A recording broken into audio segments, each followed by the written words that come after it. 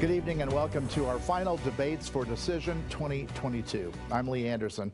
We're doing things a bit differently tonight. Tonight we feature debates for both Oregon House Districts 53 and 54. And we're going to go in numerical order, and we're going to start with District 53. We're joined by the two candidates, Democrat Emerson Levy and Republican Michael Sipe. Now we're going to begin with a look at the newly revised House District 53, which is historically a donut around the city of Bend, but it's not anymore. Now it's basically the area northwest of Bend. The southern part of the county is no longer in that district. Through a random drawing, we determined Emerson Levy gets to go first tonight. Each candidate now gets 90 seconds for opening remarks. Emerson Levy. Thank you. Good evening. My name is Emerson Levy. I'm a mom, renewable energy attorney, and school safety advocate. And I'm running to be your next state representative because I believe we can build a better and safer Oregon. You know, growing up, things were tough, and I promised myself that better days laid ahead, and thankfully they did. And now as a mother myself, my question is, how can I build a better future for my daughter? And tonight, you will see two dramatically different visions of that future. My opponent uses fear to strikes voters with fear without policy to back it up.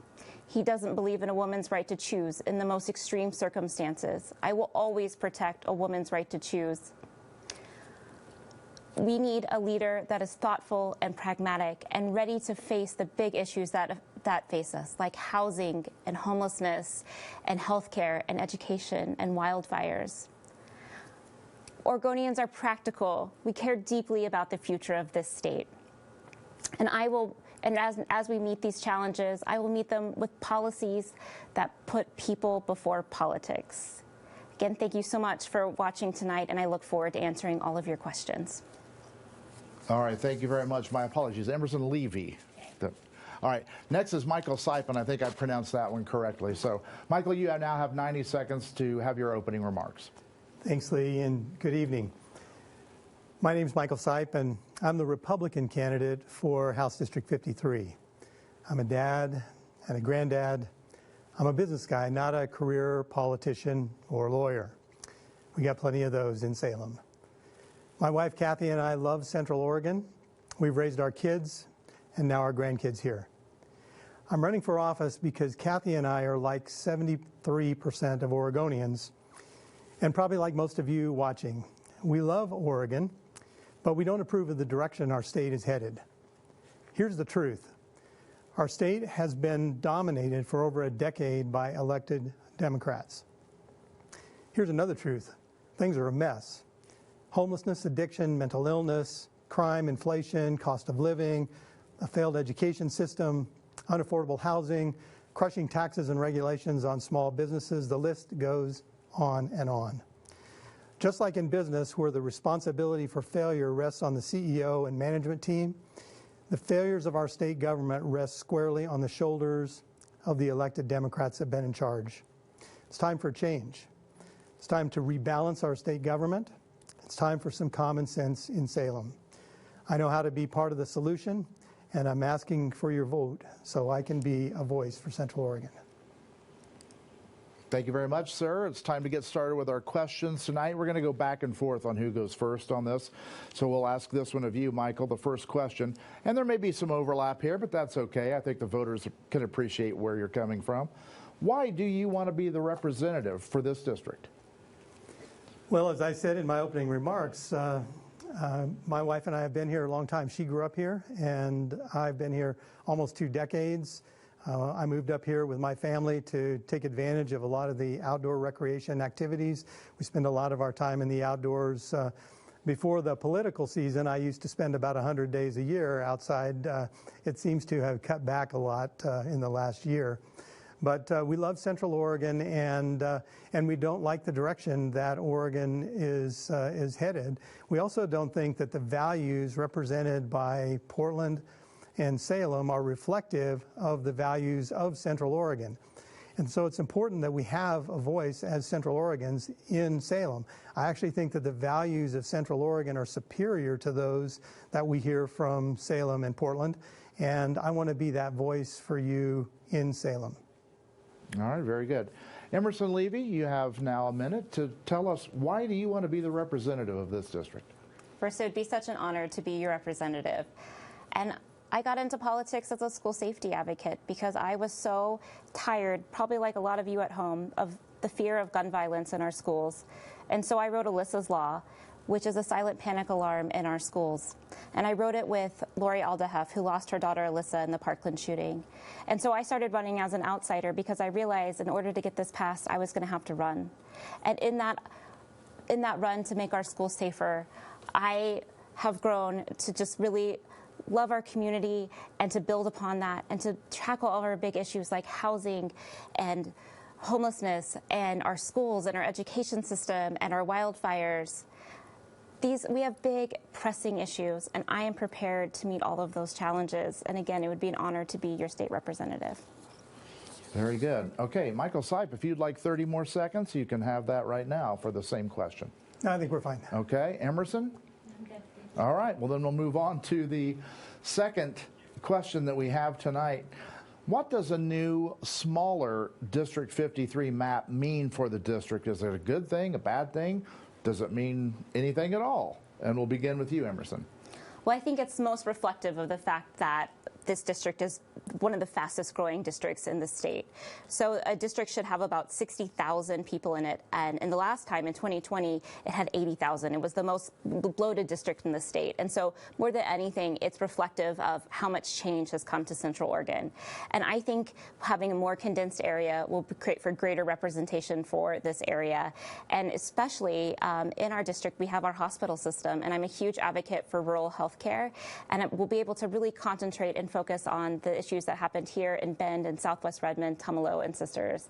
And I just think that this new district is a great opportunity for new representation and new representation to lead us into the future. All right, very good. Michael Sipe, same question. What does a new, smaller District 53 mean for the district, and is it good, bad, anything? Well, I was thrilled to see the redistricting lines because when you look at the district as it's now comprised, we've got Northern Bend, Tumalo, where I live and where I've lived for decades, Southern Redmond, Eagle Crest, Sisters, Black Butte, and then it kind of goes over the river and through the woods back to Bend. But really, it's the heart of Central Oregon. This is the coolest thing because every community that makes up the crux of Central Oregon is reflected in it. And each one of those communities shares some issues, and they have some different issues based on the particular composition of that community. So it's an opportunity to actually address the issues that affect all of the heart of Central Oregon. So I think it's fantastic. Okay, very good. Emerson Levy, would you like 30 extra seconds on that? No, I'm good. Thank you, Lee. All right, how about you, Michael? I'm good. All right, then we'll just move right along. Next question. It's on gun safety. On the issue of gun safety, do you support Measure 114? Why or why not? And please, I'd like for you to expand on your answers on this one, please. And Michael, you get to go first on it. Sure. I'm a responsible gun owner. I got my first gun at age 12. I've been a competitive shooter and a combat arms Army Ranger officer, so I'm very comfortable with guns and I'm very comfortable with gun safety. In fact, every single time that I've been exposed to guns, we've started with safety, and safety has been paramount in all of that. I'm a Second Amendment defender. I fought communism in the Cold War, and I saw firsthand the devastation that happens to a populace that's been disarmed. The Second Amendment is not about hunting or about sport shooting, although I do both of those, and they're fine. It's about defending our country from enemies, foreign and domestic, and it needs to be protected. I swore an oath to protect our country and to protect and defend our Constitution, and I'll continue to keep that oath. Measure 114 is not only unconstitutional, and we're seeing the testing of some of these laws at the Supreme Court right now. It won't solve violence. Oh. Okay, that's all the time, but you'll get another 30 seconds. I'll finish up. Okay, Emerson Levy. Absolutely. Thank you for that question. Gun safety and reducing gun violence, as I said before, this is the fight of my life. And I feel like a lot of parents feel this way too, that we want our kids to be safe in our community. And again, that is why I wrote Alyssa's Law, so that we could focus on making our schools safer and our communities safer. As to Measure 114, I think the most important aspect of it is the limitation on high-capacity magazines. As we saw in our own community in the Safeway shooting, that the shooter was able to shoot 99 rounds within a matter of seconds. And I think that that is a weapon of war, and our goal at the state level should be able to keep dangerous weapons out of the hands of dangerous people. Thank you. Okay, here's your chance, Michael. You have an additional 30 seconds. That's now. great. They'll give me a chance to finish up. Measure 114 is not only unconstitutional, it's not going to solve violence or even mitigate it. Violence is a reflection of mental issues. If someone wants to commit a violent crime, they don't care what the law is. They'll find a gun or use a bomb or use a knife, like in London, where no one has a gun and knife violence is rampant, or even a hammer, like just happened with Paul Pelosi. We don't need more gun laws. We've got plenty. Let's just enforce the laws that we have, and let's turn our attention to mental health issues. That's how we're going to save lives. Okay, 30 seconds, Emerson. You know, other countries throughout the world have the same mental illness problems we have, but they don't have the same access to guns. And I think it's a false equivalency to say that a knife or a hammer is the same as bullets that could destroy a population with a matter of seconds. I think responsible gun ownership, again, comes back to making sure that we keep dangerous weapons out of the hands of dangerous people. Do you have any more to say about this issue, Michael? Oh, plenty, but we're probably in good shape now. No, we're going to give you another 30. Oh, another 30 We've got some good discussion going on here. That's great. So, you know, dead is dead, right? So I hear the distinction here, but the reality of it is that in Canada, where it's almost impossible to get guns, right after the tragedy of the Safeway shooting, which we really ought to pause and comment about the horror of that. It was an absolutely horrific event. But immediately on the heels of that was a mass killing by guys with knives, and those people were dead just like those that are attacked in other ways. The biggest attack in school history has been with a bomb, actually, not with guns. Okay, Emerson? Well, statistically, explosions are quite different than school shootings, and what we see is actually a trend of increasing school shootings. Again, I believe that's a false equivalency. Okay, all right. We're ready for our next question. It's a doozy, and Emerson Levy, you get to start on this one. Homelessness is an issue affecting our district here, 53. What are your plans in Salem? Absolutely. Homelessness is one of the most pressing issues that we have here in Deschutes County. And it's a complex issue, and I don't think we should shy away from the fact that it is in fact a complex issue, multi-layered, and there isn't a one-size solution to it.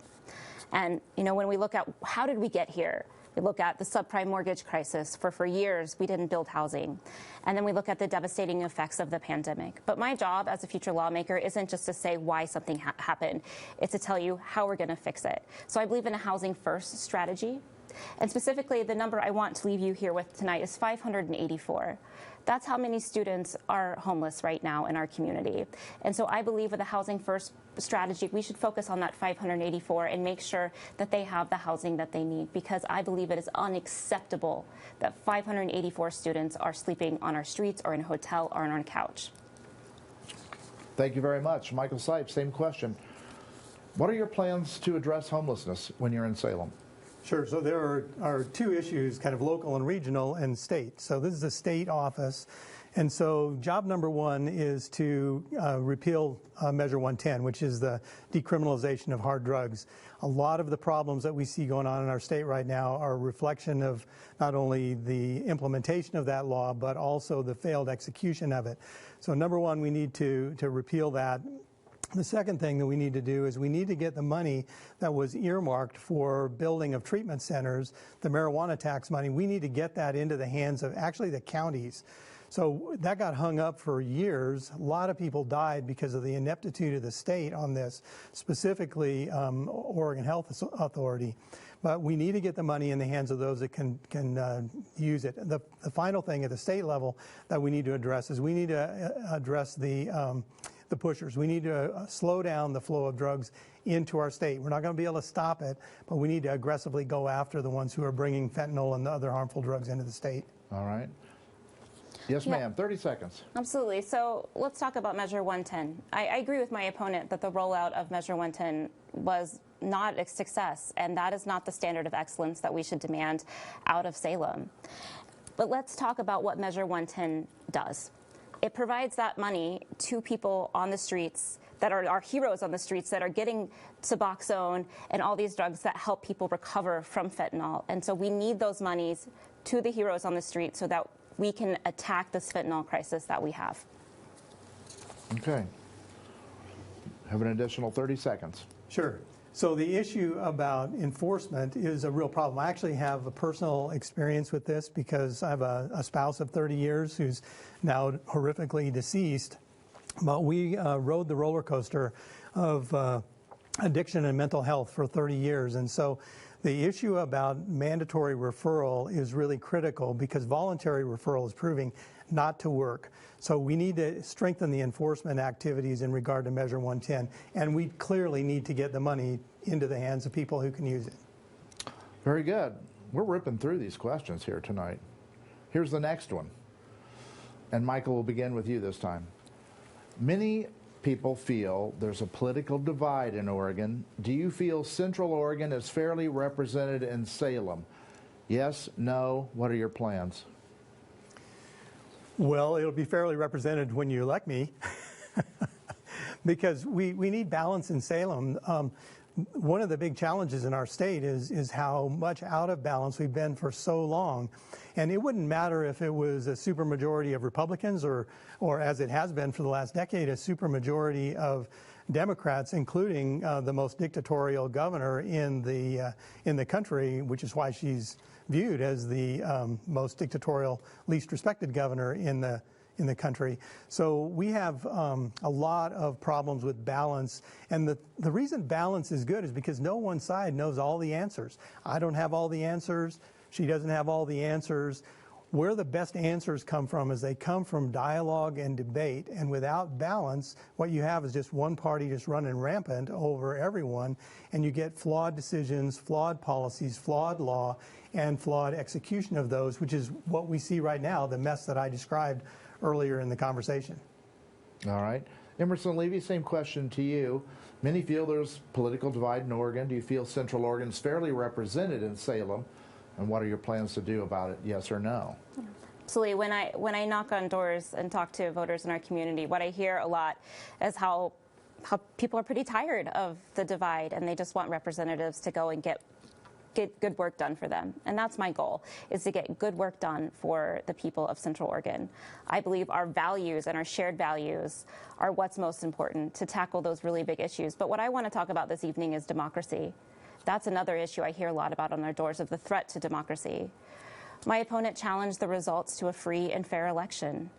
And I believe that we need a representative that stands for democracy and stands for our free and fair elections. Again, I believe that we need a more moderate voice, and I'm happy to be that moderate voice in Salem, and I think we can make that change without making a hard right turn. Okay. Michael Sipe, 30 seconds additional on that. We definitely have a rebuttal here because there's a lie that's being perpetrated by my opponent about this. I've never stated that the election was improper, and so it's just a lie that's being perpetrated. It seems like that's the default position when you don't actually have solid policy.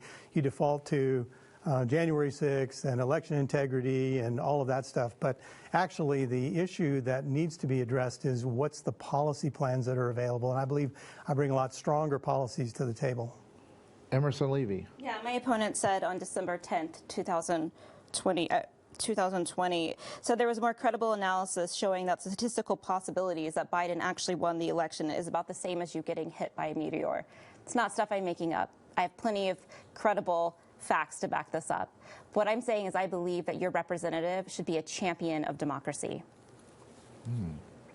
The question was about political divide in Oregon. Seems like there's political divide on the set tonight. You want 30 more seconds on that, Michael? Sure. So let's talk about it from a practical standpoint, because your question really was about how do we do that. And so I've spent 30 years as a mergers and acquisitions advisor helping people build agreement, and typically those people are violently opposed to one another and they're arguing about money. sounds a lot like politics to me. And what I've been able to do over the last 30 years is be able to bring those parties together with creative solutions and solve the problem. So I believe I'm really going to have a great opportunity to use that skill in Salem. Okay, Emerson Levy. I believe one of the most important skills that we have as a future lawmaker is good judgment. And I believe that I bring the best judgment to this job. Thank you. All right, very good. The next one's a doozy, too. Got a lot of good questions. You're having fun, Lee. Yeah. Emerson Levy, you get to go first on this one. And I take pride in this question because I wrote it. In the recent past, the Republicans in Salem staged a walkout as a political statement. But they weren't the first to use this tactic. A few years back, the Democrats did the same thing in Salem. Now there's a measure to make that illegal with penalties. Your thoughts? It's a really great question. And I think that my answer lies somewhere in the gray. So where our job is to show up and to represent people. And this tactic has been used by Democrats and Republicans throughout the country. Most recently used by Democrats in Texas, actually. And so what I believe is our job is to show up and to make hard decisions. And so I actually think that our responsibility is to show up and to sit there and to dig through and to make hard decisions. And I understand why some people have made that decision to walk out. It's a tactic.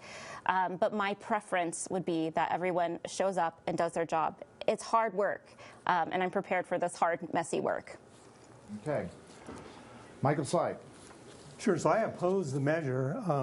The problem with this measure is that it takes away the final tool of a superminority, whether that superminority is Democrat or Republicans, to actually be able to represent their stakeholders and the people that they were sent to represent. This happened most significantly in the cap and trade debates and some other ones, and fundamentally there was no opportunity for proper negotiation. And the last resort that was available to the Republicans was to actually break the quorum and walk out. That was the last way that they could serve their constituents when the Democrats actually would not engage in fruitful discussion. And so I think that to take that final tool away would actually not serve the constituents well, even though it should be a tool of last result. And we should definitely work to negotiate and to figure out ways to reach agreement on the problems that we're wrestling. All right, Emerson Levy, would you like extra time on this one? And again, I will reiterate, there will be penalties for lawmakers if this measure were to pass. And how do you feel about that? I think it's really interesting. Let's look at Texas, where Democrats just use this. They used it on an abortion measure, and again, that was their method of last resort. And so it's where I say I'm conflicted. That I believe that your responsibility is to show up, but like a lot of policies, they have a double-edged sword, and that's the kind of perspective I'm going to bring to Salem. Is say, hey, this might work in this one scenario, but let's step back and say, what does it look like for the future? And again, so this is just one instance of saying, hey, let's look at all the different possibilities. You know, things are not always so black and white. Okay. Michael Sipe. Just a final comment on that. So Oregon is somewhat unique in that we get to have these citizen initiatives that are launched. And there's some good things about that, but some of the things that are bad about that are the unintended consequences that happen when people start one of these initiatives and they don't actually realize some of the things that could happen. And so Measure 114 is like that, Measure 110 is like that, and this one is just another flawed proposition, perhaps well-meant, but the unintended consequences of it are that people will end up unrepresented. Okay. Do you have anything more to say about that, Emerson? I don't, but thank you. Okay, Michael, do you have anything more to add to that? All right, thank you very much. Well, this comes to the conclusion of our question period. It goes very quickly, doesn't it? It does go quickly. All right, so now we're going to have 90 seconds for each of you to make closing remarks. And it looks like Emerson had the last question going first. Michael Sipe, you get to go first on your closing remarks. Again, sir, 90 seconds. Well, thanks. I guess we did get to the seventh question, right? You thought we wouldn't make it. As I've mentioned, I'm a business guy. So I look at this more like applying for the job of being your state representative than like a political campaign. Your job as voters is to choose who you want to hire for the job of being your state representative. Here's why I think you should choose me. First, for personal reasons. My mainstream, moderate, faith, family, and freedom values are aligned with most of the residents of Central Oregon. Also, I've been serving as a community leader for many years. I don't just talk about serving. In fact, the next opportunity to serve, I run the Ben Christmas Parade, which is the largest parade in Oregon. I've run the Central Oregon Leaders Prayer Breakfast, which is the largest in Oregon, and just finished the Central Oregon Business Forum, which is going to grow into the largest in Oregon. And so I don't just talk about serving, I actually serve, and service is my motivation for running for office. Next, for professional reasons, my extensive business background is well suited to looking after the $121 billion in the state budget. That's your money, your hard-earned tax money that I'm talking about, and I know how to take care of it and invest it wisely. Finally, for practical reasons, it's time for a change. It's time to rebalance our state government. It's time for common sense in Salem. I know how to be part of the solution, and I'm asking for your vote so I can be your voice in Salem. Very good, sir. Thank you very much. Emerson Levy, Thank you. 90 seconds. Thank you, KTVZ, for hosting the debate, and thank you to everyone watching at home. I got into politics as a school safety advocate because I promised my daughter and her friends that I would do everything I could to keep them safe at school, and I'm choosing to see that promise through.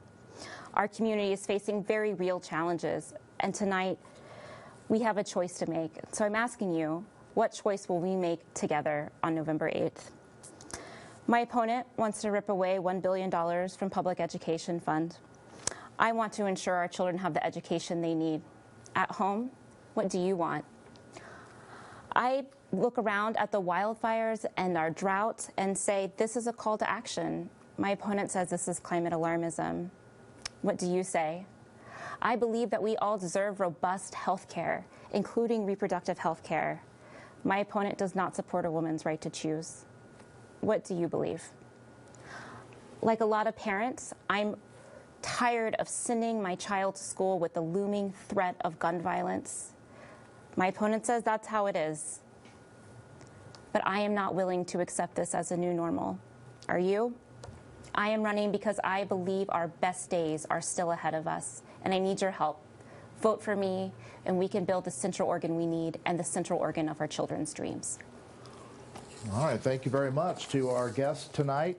For District 53, Emerson Levy, the Democrat, Michael Sipe, the Republican. Good luck to both of you. We're just 6 days away from Election Day, so I'm sure you'll be hearing from us very soon. Good luck to you both. Our next debate comes up right after this break. It's the candidates for District 54, Democrat incumbent Jason Kropf versus Republican Judy Trigo. Stay with us.